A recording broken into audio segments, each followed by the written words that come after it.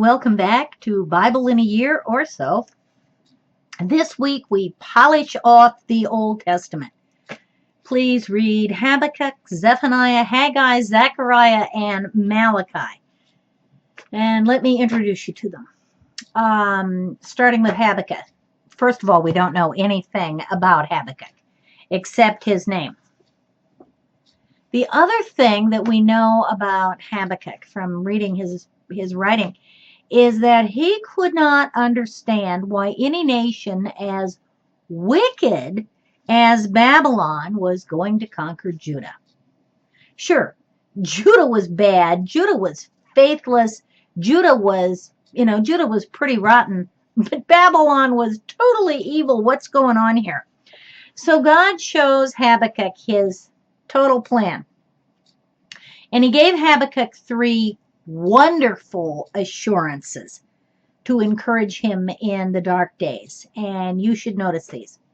The first is in Habakkuk chapter 2, verse 4, where he is assured that the just shall live by faith. The just shall live by faith. And this should sound pretty familiar to you because it's quoted 3 different times in the New Testament. It's a very important passage. So that's the first assurance. The just shall live by faith. The second assurance is in chapter 2, verse 14. The earth shall be filled with the glory of God. Which means even though the world was full of sin now, one day it would be filled with the glory of God. That's a big assurance. And then the third assurance is in chapter 2, verse 20. The Lord is in his holy temple. The Lord is in his holy temple. See, Habakkuk thought that God was either absent from his creation or that he didn't care about it. However, what he's assured of in this verse is that God is in complete control of everything. Things may seem terrible, and sometimes things are terrible, but God always turns confusion into celebration.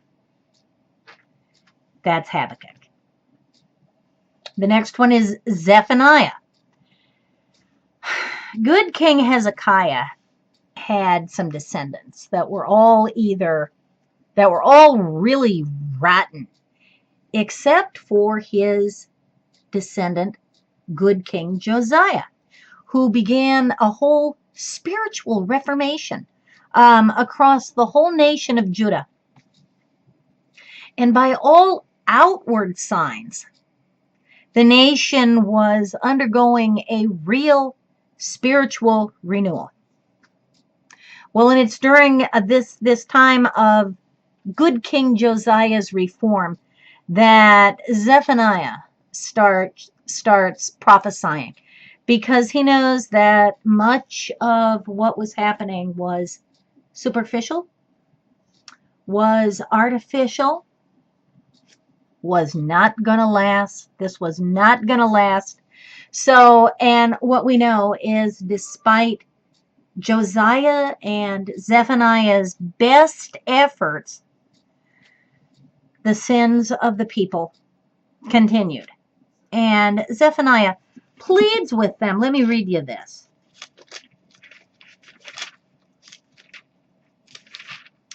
Zephaniah pleads with them in chapter 2, verses 1 to 3. He says, "You disgraceful nation, gather round before it's too late.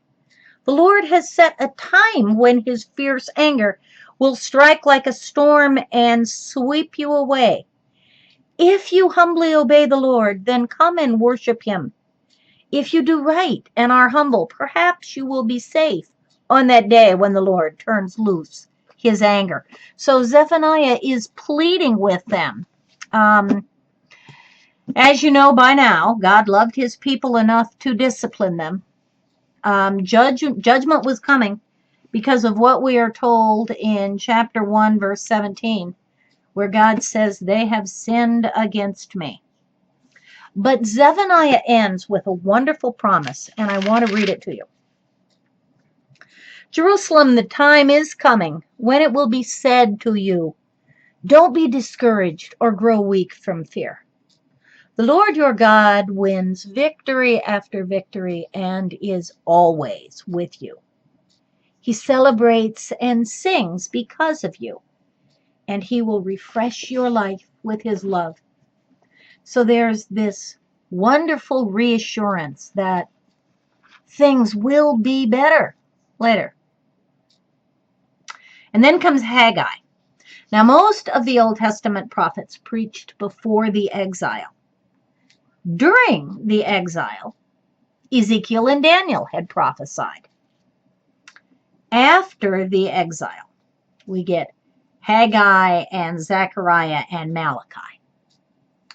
And the point of Haggai is to really encourage the exiles to build that temple. Finish God's temple. Get it up. Get it done. And that's the point of Haggai. And then we get to Zechariah. Zechariah was also a prophet during the exile. After the exile. And his name means God remembers. In case you thought God forgot, God remembers. And this book, the book of Zechariah, really ranks with Daniel in terms of foretelling the future. And Zechariah really pictures the coming Messiah. He tells more about the coming Messiah than any other prophet except Isaiah. If you look up Zechariah chapter 9, verse 9, everyone in Jerusalem celebrate and shout. Your king has won a victory, and he is coming to you. He is humble and rides on a donkey. He comes on the colt of a donkey. That should be very familiar to you. In case it is not, see Matthew chapter 21, verses 4 and 5. And then look at Zechariah 11, verses 12 to 13. I told them, pay me my wages. Pay me my wages if you think you should. Otherwise, forget it. So they handed me my wages, a measly 30 pieces of silver. And then the Lord said, throw the money into the treasury. So I threw the money into the treasury at the Lord's temple. This ought to sound familiar. In case it does not, see Matthew 27, verses 9 through 10. And then here is Zechariah chapter 12, verse 10. I, the Lord, will make the descendants of David and the people of Jerusalem feel deep sorrow and pray when they see the one they pierced with a spear. They will mourn and weep for him as parents weep over the death of their only child or their firstborn. And in case that doesn't seem familiar to you, see John chapter 19, verse 37. And then here again, Zechariah 13:6.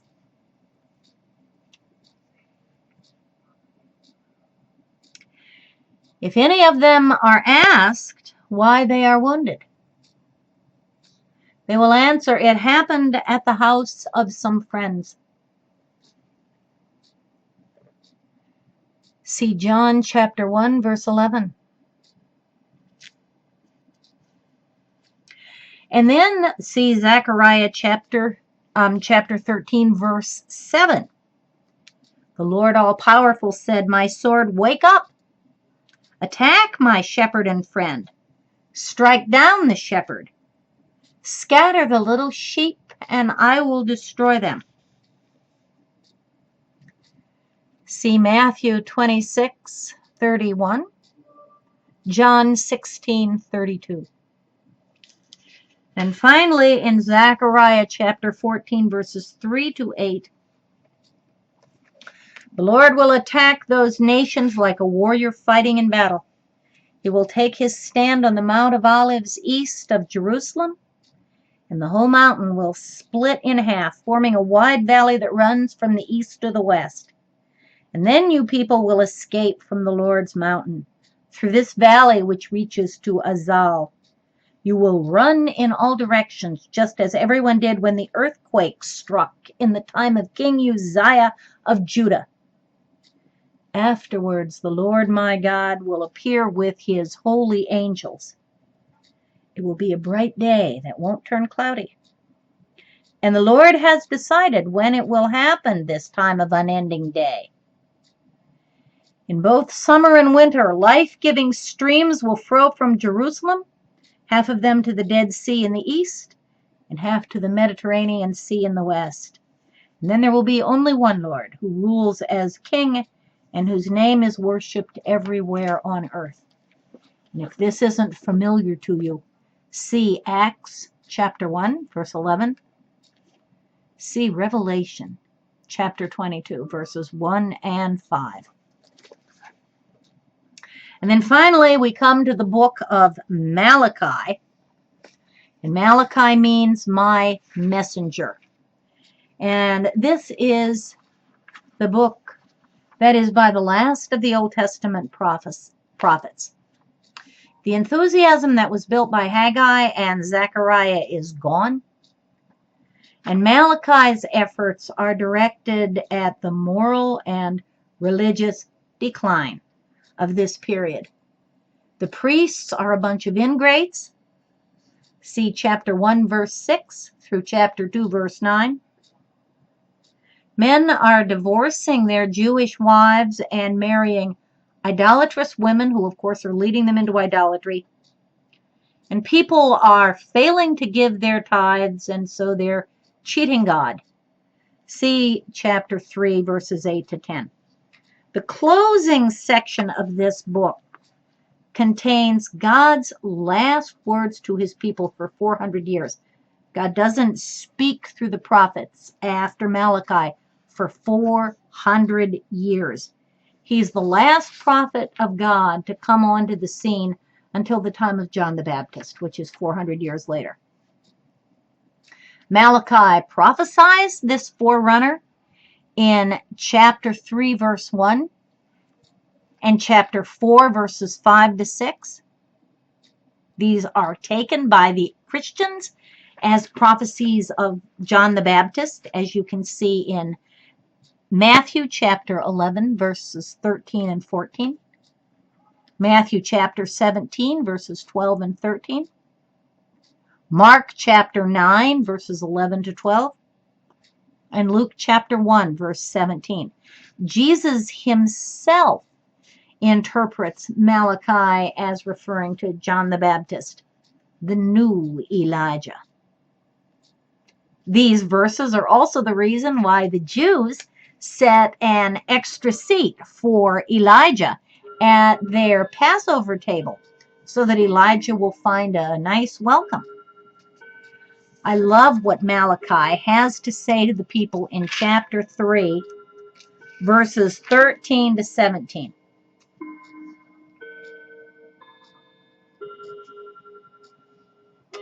You have said horrible things about me, and yet you ask, what have we said?